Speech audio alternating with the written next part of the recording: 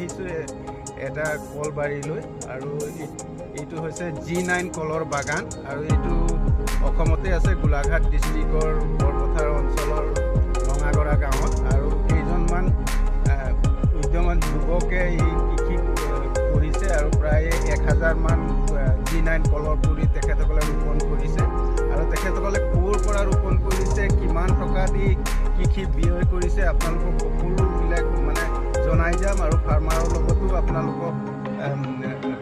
লগতো মানে কথা পাতিম।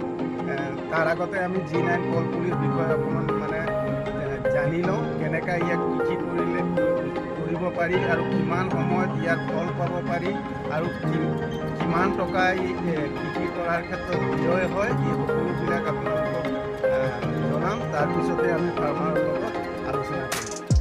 G9 কলৰ বাগান আৰু এই গোলাঘাট ডিষ্ট্ৰিক্টতে আছে।